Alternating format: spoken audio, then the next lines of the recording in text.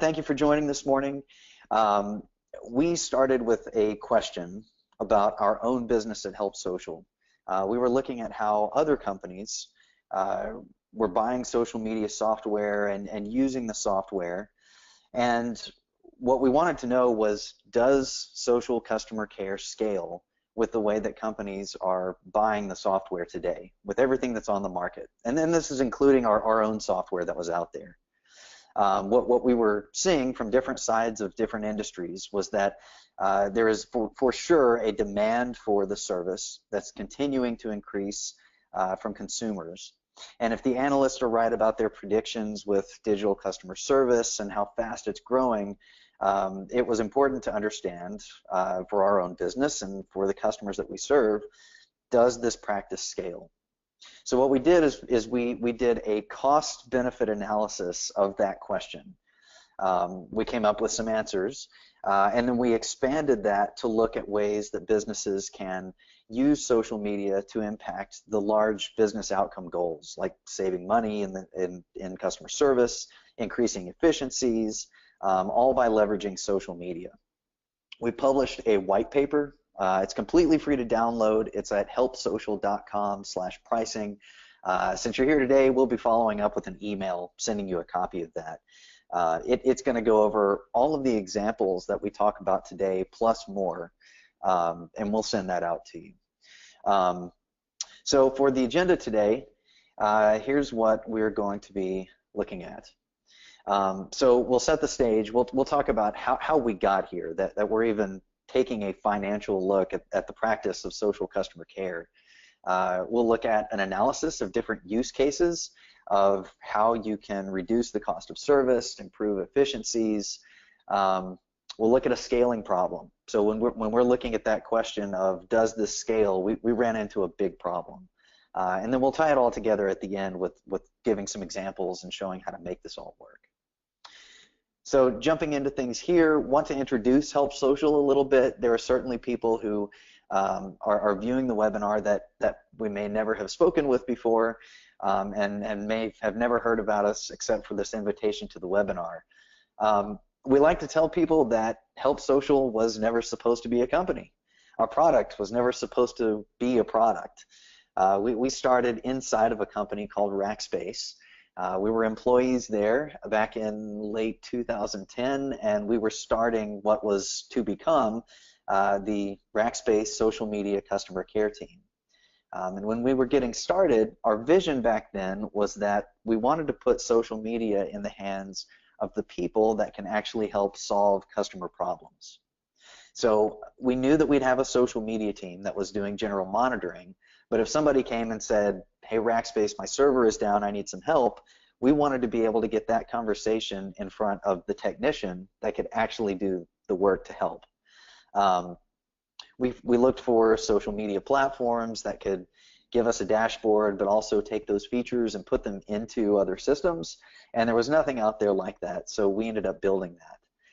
Years later, we worked out a deal with Rackspace to spin the technology out, and we called it HelpSocial, and we've been at it now for right about 3 years.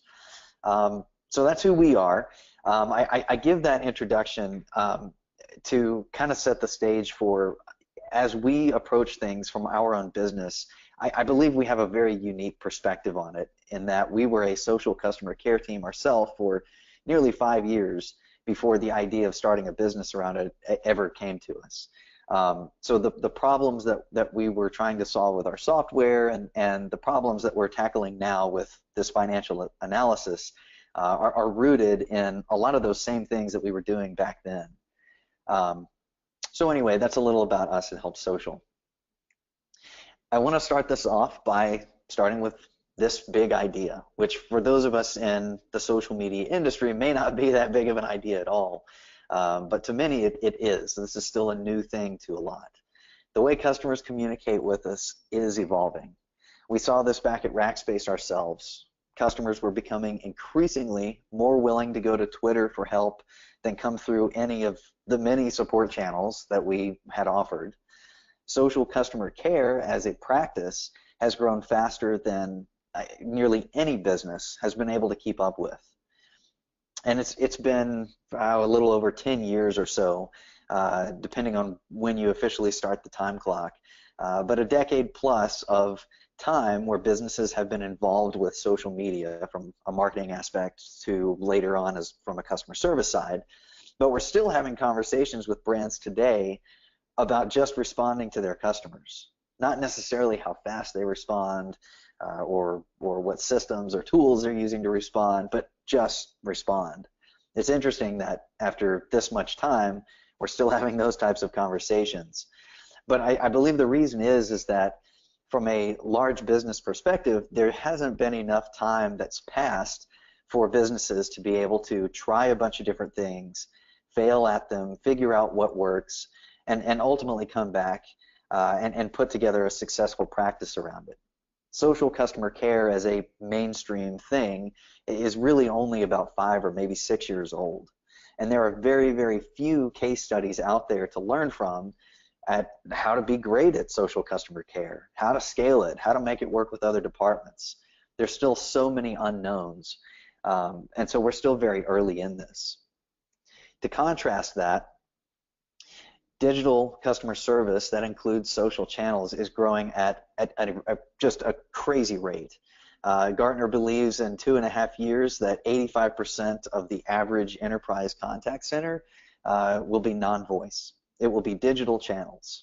They go on to make other predictions about bots and artificial intelligence, and you can follow that. We won't go off on that tangent. But the reality is that today, the average contact center, about 65% of it is non-voice today. There are many examples of where this is happening. Internationally, even at our business, we're seeing that messaging apps are becoming a big standard for customer service. In the social network world, this is where our highest demand is right now, for sure. When companies come to us and ask about which networks we cover, do you have YouTube or do you have Instagram or whatever it is, we're not getting those anymore. We're getting, do you have WhatsApp yet? Do you support WeChat? Can I help customers through Line? It's really interesting how things are starting to shift. But in that shift, we're seeing lots of companies that are taking advantage of this. Nintendo is a good case study. A few years ago, they said in an interview how they had been working on deflecting calls towards digital channels. At that point, they had deflected nearly 80% of their call volume over towards the digital side. That was over 2 years ago. There are a ton of other examples like this. So this quote or the statistic from Gartner, or the prediction, I guess, from Gartner of 85% being digital is really not that far off. Many new businesses are even not offering the phone as an option at all now. They put social channels up, they put messaging up as an option, they have tickets. You really have to struggle to find a phone number if you want to contact them. So what's driving this? Consumers are, for sure. Social media, messaging apps, different types of social networking is consistently growing. With all the social marketing strategies that have been employed over the last decade, we have very successfully trained them to expect us to be active there. And so now it's not just the consumers that have these expectations, but the businesses are starting to see the value in terms of cost. This on the screen here is a good example of this. Average social media cost per conversation is less than $1, but if we look at a phone conversation across industries averages, it's about $6 per conversation. For a long time, social media ROI has been historically pretty hard to prove. It has gotten easier as new reporting dashboards and things like that have come to market, but it's starting to get much, much easier to prove. So in the first examples where we look at how do we use social media to impact business outcome goals like these, we'll take a look at these to see how can we save money, how can we improve our efficiency, how can we get the most value out of leveraging social media. So as we're presenting this, we're going to do this in a way so that the idea being that you can take the formulas, plug in your own numbers, and look at this from your own business perspective. We're looking at business outcome goals, not just for the social media team, but for the whole company. So the idea, hopefully, here is that the takeaway is if you want to grow your social operation, these different things that we'll take a look at are things that you can take back in internally, plug your own numbers into them, and then take it to a finance team so that you can speak their language. You can show this is what I want to do and this is why. This is where the value is coming from. So the first example we're going to take a look at in reducing the cost of service is deflecting calls to social channels. Call deflection is not a new concept. This has been around for quite a while, but it's something that's often overlooked in the use case of social media in reducing the cost of overall service. Every business out there, I haven't seen a business out there that doesn't have some type of goal around reducing the overall cost of service. So we're going to look at this as a way to make some pretty serious gains. So in our example here, the name of the company has been changed. We'll call them ABC Cable. They receive 25,000 calls per month, and we're using that industry average of $6 per call. I've seen examples where this is as low as around $3 and something per call. I've seen it as high as $15 and something per call. So, you know, plug in your own numbers here. We'll just stick with the industry average. We're going to look at if they are deflecting only 10% of those voice calls to social channels, how much does that save them? And I want to pause on this bottom sentence for a moment. 10% call deflection for a company who's decided to do this, even with just very, very moderate promotion of this idea, 10% is a very, very minimalistic goal. That is something that's very easily attained by doing some very small practices. We'll touch on that at the end of the example to give some examples of how you can do this. So here's some math. Math is fun. Take these equations, plug your own numbers in, and you'll see how this works out for your own company. But the example is ABC Cable gets 25,000 calls. Every month that's costing them $150,000. People, software, minutes, all of that stuff. If they're deflecting 10% at a rate of $6 per call, that's saving them $15,000 a month for a total of about $180,000 per year, just by deflecting 10% of those phone calls. That's a lot of money to be saved with a very, very moderate amount of social media promotion for customer care. No matter what type of software you're using there, there is a great case for being able to promote your social channels more, to be able to take some of the burden off of the contact center. The math is easy. Call deflection is not a new topic. At the same time, if you search for case studies and how to do this type of practice, there's not much out there. Not a lot of people are publicizing this stuff yet. We'll give you some examples just kind of based on our experience personally, but also with the other companies that we work with. So one of the very, very first basic things that you can do is just put your social links on the contact page and don't hide them down in the footer. Actually put them up in the page, list them above your contact phone numbers, or at least in line with the phone numbers, and make it easy for them to use. More than likely, half or more of your visitors are going to be viewing that page from a mobile phone, so make it really easy for them to tap on the link and automatically open up that direct message box to send a message, or have it go immediately to Facebook Messenger or whatever your chosen social platform is. Just put the links on the page. That's a very, very easy first step.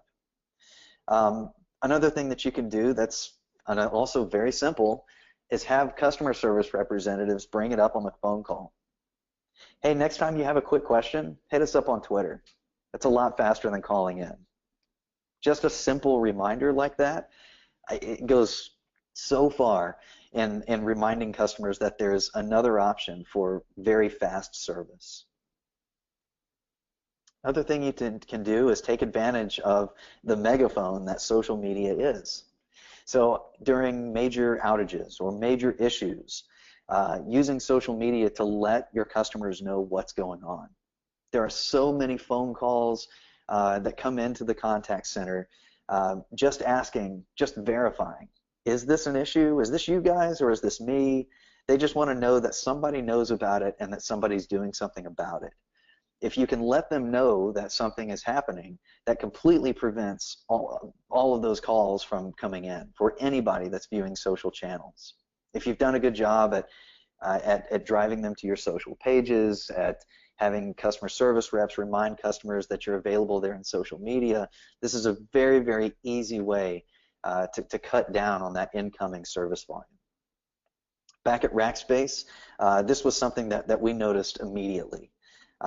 When we would have an issue with a certain subset of customers, we would send out direct messages to those customers that we knew were affected, and we'd tell them, hey, this XYZ is going on. Sorry for the trouble. We're working on it right now. Here's a status page online where you can follow along. That would prevent all of those customers from calling in to see what's going on. Are we doing something about it? When's the ETA for the fix?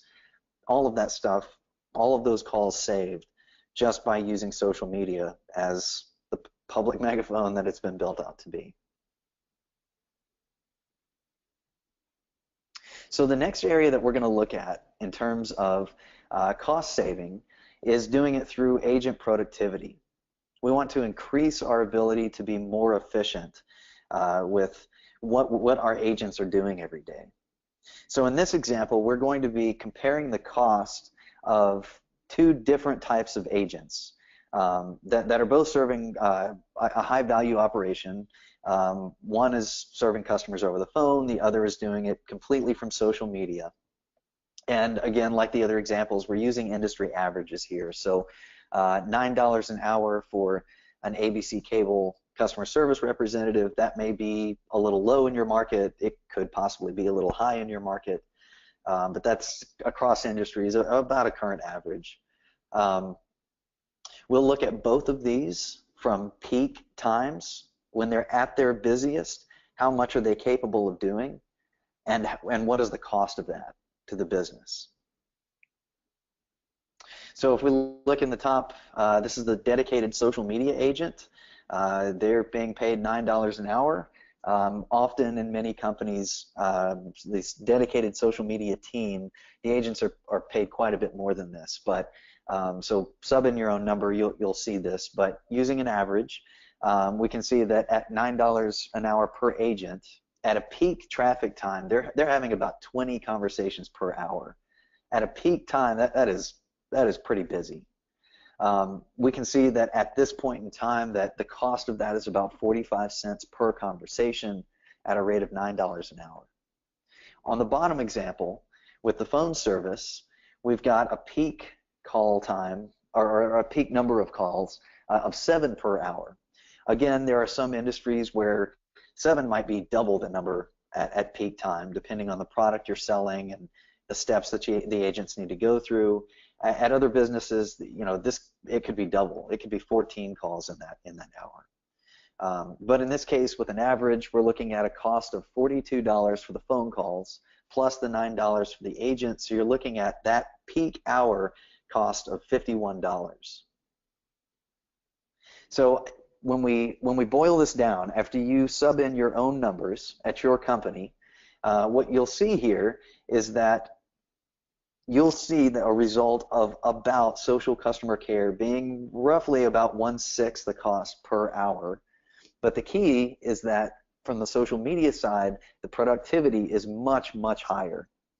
And the reason for this is the whole concept of one-to-many versus one-to-one. With the voice lines, when you've got a customer on the line, it is you and that customer until the customer hangs up. You're dedicated there. You're only helping one person at a time. Occasionally, you might see a voice agent that's doing live chat, but usually trying to do both of those things at the same time ends up reducing the quality of the conversation. So that's not a typical practice, although it does happen sometimes. When we look at one-to-many with social media, one of the great things about it is that the conversations can be very asynchronous. It's often not like a live chat conversation where you have one incoming message followed by the response, and then another incoming followed by the response, back to back to back to back until it's over. What you see is that you have a message come in, and you might respond very quickly, but then the customer may not respond for a few more minutes, or it might take a couple of hours, or maybe the end of the day to get back. And so that conversation is now spanning over the course of a lot of time. That allows the agent to be more productive. They can engage in more conversations. They can help more customers by doing this. The other side of it as well is that with social media, because it's text, and because of things like Twitter, where you have a character limit on how large your sentence can be, people are very, very concise. They're not wasting words and getting to the issue.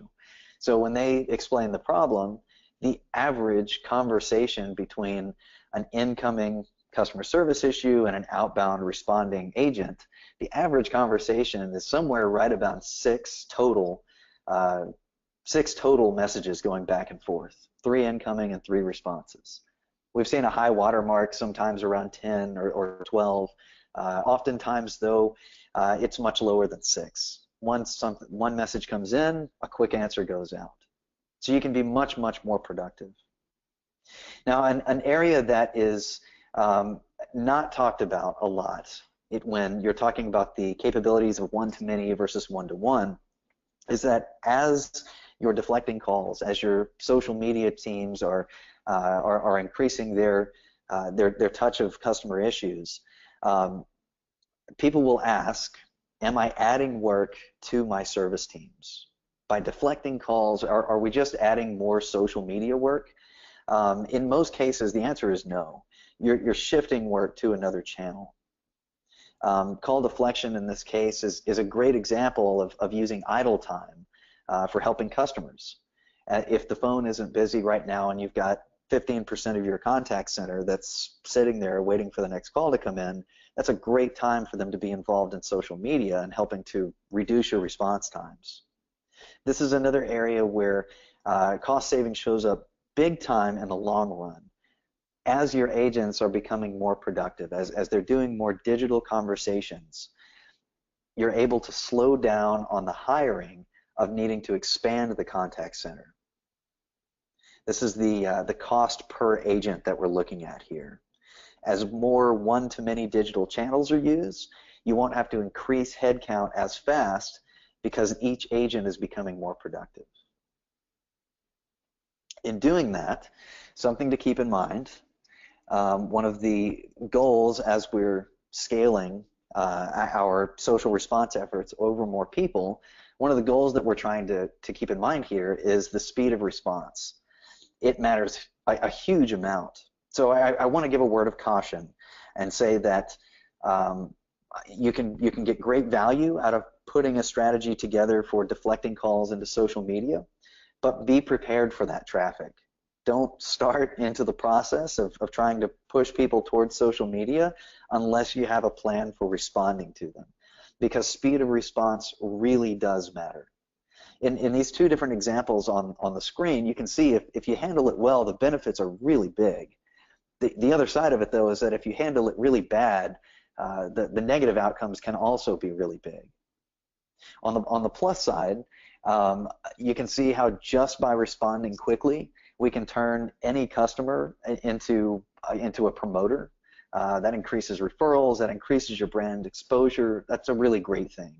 On a customer churn prevention side, there are tons of surveys that show this type of data where even after a major issue, something horrible where the customer is talking about leaving and going to the competition, if you respond quick enough, if they felt like you jumped in and took ownership and helped them fast enough, that more than the vast majority of them will stay and purchase more if they feel like you've done a good job there.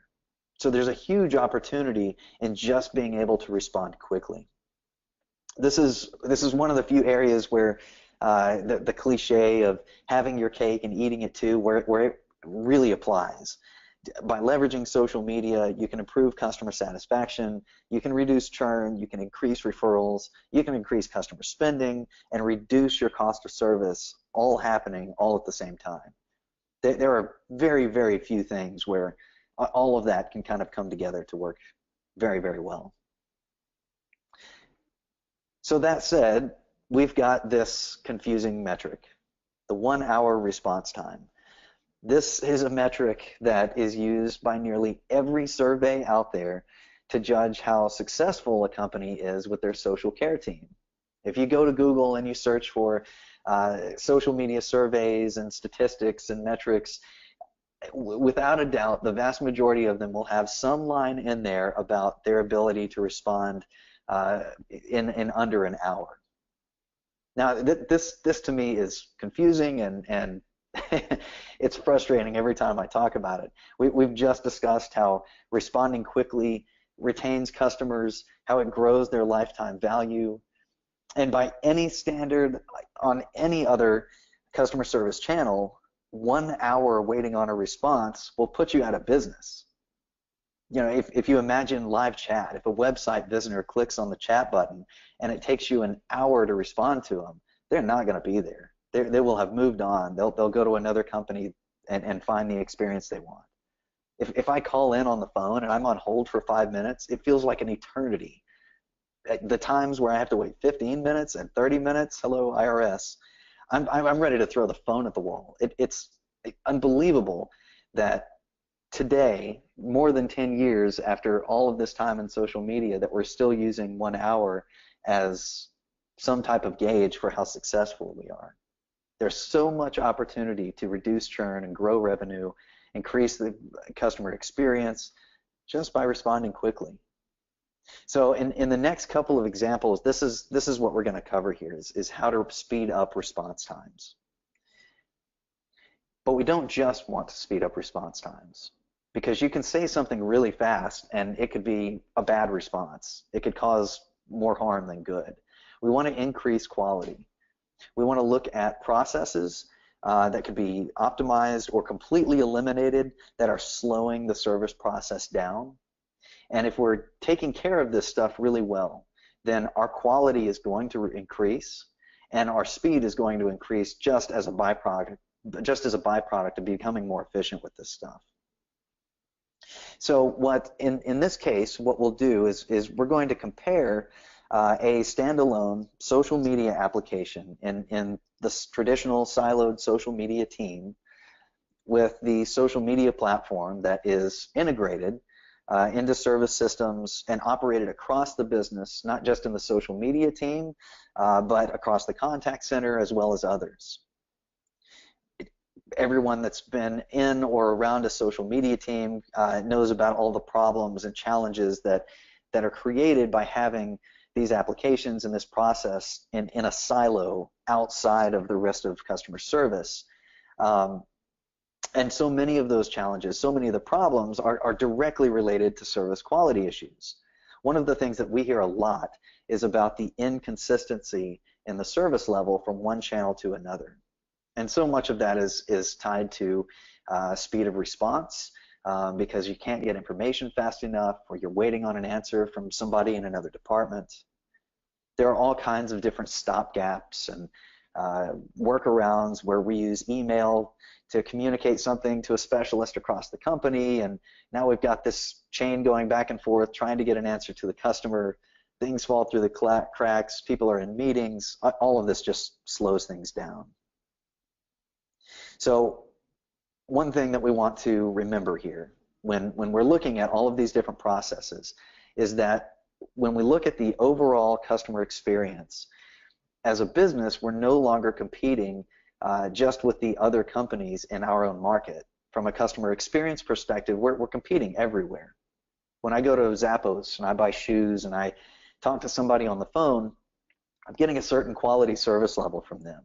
And then if I pick up the phone right after that and I call up an airline because my frequent flyer miles were applied incorrectly, I'm expecting the same type of service experience from that airline as I just got from Zappos. Two completely unrelated businesses, totally different industries, but I'm judging both on the service experience. This completely applies to social media as well. So we'll look at a couple of basic examples here. The white paper goes into more detail with these. One of the first problems that we wanted to solve back at Rackspace was being able to find contextual data very, very quickly. The problem we ran into was that, if you're in a customer service, a regular customer service department, somebody calls in on the phone, you verified them. If you're using a contact center platform, oftentimes by the time they're up on the phone, their customer information is right there with them. You don't even have to search for data. But with social media, we would see somebody with a completely random Twitter handle name, and it was obvious this wasn't their name, but they would say something like, Rackspace, my server is down, I need some help. And we would look at that and we would say, okay, well, this is obviously a customer, but who is Geeky Joe 22 or whatever their name was? There was nothing there that could tell us Geeky Joe 22 is really Joe Simpson, and the account number is 123, and here's the latest open tickets, and here's some notes on what the experience was on the last phone call. There was none of that contextual data. That was a big problem because we were spending all this time trying to figure out, okay, who is this customer and what do I need to know before I say something to them? There were many cases, this happens across many big businesses, where a customer may file a lawsuit and the legal team has a note placed in the account that says, if this customer calls in, don't say anything about this topic. Forward all communication to this person. It's a good reminder, it's a very needed reminder for the customer service representative. There's none of that in social media. There's nothing to tell me that if I reply and say, sorry for the trouble, we're happy to help here, that I've now just compromised the lawsuit by innocently admitting guilt. We didn't have anything like that. So searching for contextual data, what we ultimately did, and what many systems are good about now, is bringing that stuff in. When we look at systems that don't have that, or when it's incomplete, when they're not providing links into the other CRMs, when they're not pulling enough information in, when we do a comparison, the search time is reduced by 50 to 60% just by bringing in the information, even if it's limited. If over on the right in this customer profile, if all you have is a link to their Salesforce account or whatever repository of information, even if it's just that link, cutting that time of searching for data, trying to figure out who the customer is dramatically reduced. Because you're reducing that time, you're able to handle more customers. You're able to resolve issues faster. And so if we look at it from that perspective, we see almost one for one the exact results, is that response time improves by 50 to 60%. Average handle times are reduced by 30 to 50%. Now, average handle time is not typically a metric that's known by many social media teams. That's a very contact center centric metric. What it's talking about there is the average time it takes you to resolve a customer issue. With social media, what we were looking at here, and this is important to understand since these conversations can be so asynchronous, but what we're looking at here is a like-for-like issue. Before and after they're able to have access to this data very quickly, we want to see how long does it take to resolve that issue from all of these different touch points. And we see a dramatic reduction there. This is immediately making the agents more productive. They're able to help more customers. Just by proxy of that, you're able to, as you deflect more calls, the service quality can continue to improve. Another area that we'll look at here is one that is very, very often overlooked. In fact, I don't see it. I don't think I've seen this anywhere in any type of survey or things to think about as you're getting started with social media or rolling it out into a different department or scaling it up. Training is an area that if you're rolling it out, especially in a contact center, it is way more advantageous to go with an integrated solution versus the standalone solution. And so in this case, that's what we're going to compare here. For most of the enterprise social media, social management applications that are on the market, this is the recommended training amount as you're rolling this out across new agents. 1 to 2 days. You've got options here. You could either fly somebody in from the social company and pay them to do the training on site. You could fly some of your agents up to them. have them do the training, and then come back and train your agents. There's different ways that that could happen. But either way, you're looking at lots of time off of the service floor, and expensive costs going into it. When you have an integrated platform, when you're bringing those social media features into systems that are already already in place and being used, like a contact center system, the amount of training is significantly reduced. And the majority of that is because the agents, the supervisors, they already know how to use the software. They might need to be pointed out a couple of new little buttons, but the majority of the training that's recommended is really about changes in the process. What's been eliminated, what's sped up, what's made faster. It's much, much reduced. When you're looking at the cost of this stuff, if you're going to go back and look at how much does it cost just for training, an easy way to think about this is if you've got, say, 25 agents on a social media team at whatever dollar an hour, say $10 an hour, that's for 8 hours of work. That's $2,000 that you paid for 1 day of training. Plus you're paying the social company for that training, plus you're paying other agents to cover those agents while they're off the floor. So the costs start adding up very, very quickly. Another way to think about this is that by rolling out a standalone social media application that is siloed off from the rest of the customer service systems, there is 700% more business disruption during that training time by rolling out a standalone solution versus rolling out something that's integrated with everything else.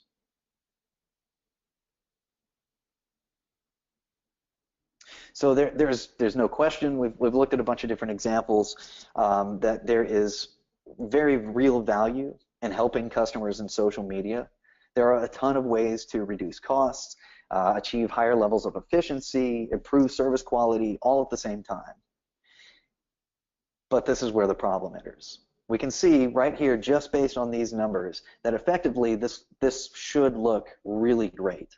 But where things start breaking down is when we start looking at the cost of software. This is where the scaling problem comes in. This is what we asked at the very beginning, where we wanted to know, does this scale for our customers? If our vision is that a large brand should be able to roll social media capabilities out across their entire contact center so that they can respond instantly to customers, maintain great service expectations across channels, is that possible?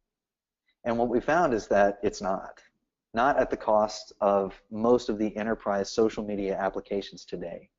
What we're looking at here on the social media side, for an enterprise social management system, we're saying it's around a $300 a month average. On a pricing range, this is at the low end of the scale. You could be paying much, much more than this per agent every month. And this is only looking at the monthly fees. This is not looking at customizing the software or implementation. This is just that pure monthly cost. On the other side of it, if we look at the contact center, if we look at the most expensive multi-channel cloud-based contact center systems that not only handle the phone but 5 or 6 other channels as well, most of those at the high end are going to be less than $150 a month. Certainly when you start getting into WFO and lots of other things added in, you could take that price up a little. But effectively what we're looking at here is the low end of the range on social media, the high end of the range on the contact center, and social media is double the cost of all of these other channels. If we're saying that the goal of the company to respond instantly is that you need to be able to get more agents involved, and if Gartner is correct with their prediction that 85% of the contact center is going to be digital in 2.5 years, there is no way to scale social media up to the number of agents needed to keep up with the speed of response expectations at a combined $450 a month. This is the very reason why we see many large brands that have very inconsistent response times. Sometimes they are right on the money, and then 15 minutes later they're way off, they're backlogged. It's the reason why we still have that 1 hour metric around. It's because It's just too expensive when you do a cost-benefit analysis of rolling this out over tons of agents to be able to consistently have that response time down, in the under 5-minute range. Super expensive to do. The unfortunate thing about this situation, though, is that we've kind of put ourselves in sort of a paradox type of situation. You're damned if you do, you're damned if you don't. Excuse me for the language. You have to be responsible. You have to be responsive and social if you want to retain customers and grow the business. But at the way that things are priced, you can't afford to scale with the demand as that demand grows. So what do? Every year, companies are spending more in social advertising than they did the previous year. As long as we are spending on social ads, as long as we're posting content in social networks, now coming is all the messaging apps that are opening up to this problem or this challenge of social customer care and how we scale it, this is not going away. It's going to get harder and harder to do. So what do? We ask the same question at HelpSocial. Admittedly, we sell the very same software that's helped to put everyone in this position. We were charging flat monthly fees for our web dashboard. The way we looked at this is that if it doesn't scale for our customers with the long-term goals that we're trying to work towards for them, if it's not possible financially for them to get there, then we need to change our approach so that we can survive as a business long-term, and so our customers can continue to improve their service levels and keep up with the demand. Our own cost-benefit analysis of our own market shows this doesn't work. That was more than a light bulb moment for us as a business. This is why many of the social media software companies out there charge large fees for consulting, for custom installation work. It's because in any one business, you can't sell enough users of the software to grow your revenue at the rate that you need to. So you've got to find other ways of being able to charge. That is a real problem. For us, when we looked at this, we thought back to our roots. We thought back to Rackspace about what our vision was back then. Put social media in the hands of every system and every person where customer service happens. Back then, we wanted something that was usage-based on the pricing. If we had agents, we wanted agents to be able to have access to the system, but if they weren't using it, we certainly didn't want to pay for them. We wanted this to be integratable. We wanted to be able to take the features, take the data, and put that in other systems around the business. And so we started looking at other models in related but different industries where this was happening. And one great example that kept coming up, one right after the other, was Twilio. They recently IPO'd. If you're not familiar with Twilio, they offer an API platform where you can bring voice and text messaging into your own applications or build new applications with them. WhatsApp is a great example of a company who has built a product off of Twilio. So what we decided to do was the same thing. We've opened up our API. We've got the dashboard that can be used as a standalone app or a command center, or take those features and embed them into your own systems. And it's all based on usage-based pricing.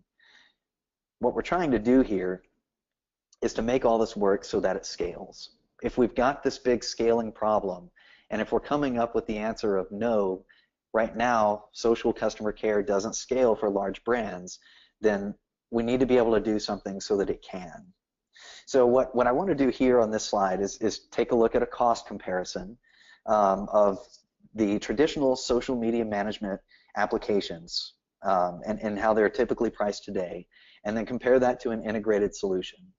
You can actually do this on our website, helpsocial.com/pricing. There's a calculator there where you can see, you plug in your own numbers, you can see the side-by-side comparison and how it's different. So in this case, we're looking at the traditional standalone social media software.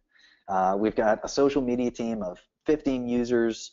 There are 3 admins on that team that need extra privileges, and we're using the lower range of average prices here for enterprise software. So $300 a month for the 15 users, $400 a month for the 3 admins. And we can see down at the bottom, this is what it costs per month and then the yearly cost. Obviously here we're not including sort of setup fees, implementation services, or anything like that, just the monthly cost. When we look at an integrated solution that's API based, we'll take the same, we've got 18 people that are on the team, and we're going to say that the average number of replies from each of those people is 18 every hour. So that's a pretty busy hour. They're not overly stressed, they're not typing their fingers off. At the same time, they're not sitting around twiddling their thumbs. They're keeping routinely busy. Average number of hours worked per day, we're going to say 8 because we didn't give them a lunch break. So in this case, what we're looking at is the estimated cost per agent, just based on usage of an integrated solution, is drastically lower. And the reason for this is because you're only paying for those features when you actually use them, when you actually press a button. You can see the monthly cost for the team, you can see the yearly cost, how it's drastically different. So if we come back to our original vision of we want to be able to put social media in the hands of every team and every system that's helping customers, that might be hundreds of people. Are we able to do it on this model?